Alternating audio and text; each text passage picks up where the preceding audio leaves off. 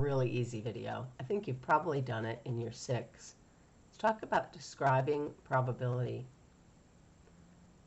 So the learning intentions say that we need to be able to describe the likelihood of an event.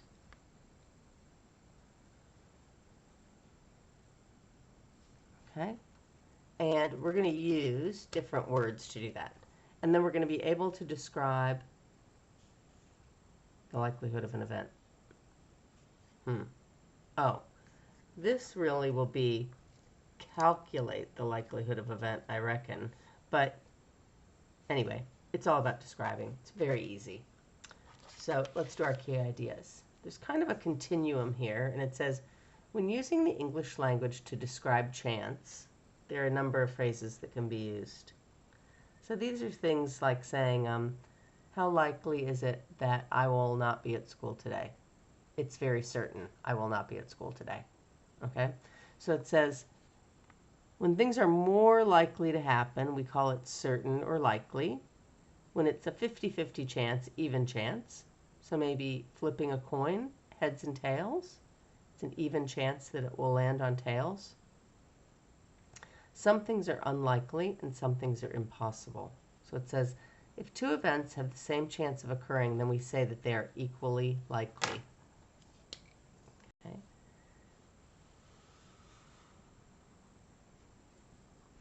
A fair coin or die is one for which all outcomes are equally likely.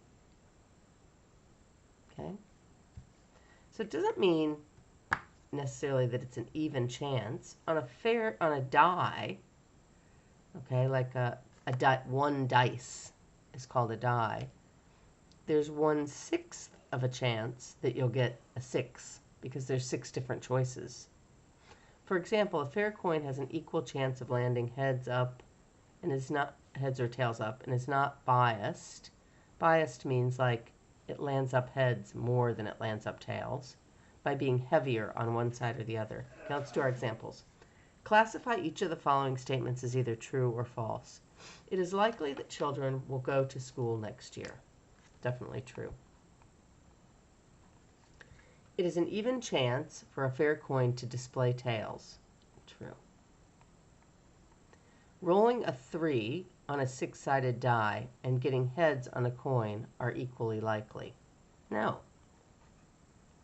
Rolling a 3, there's 1 3 out of 6 coins, or 6 sides, isn't there?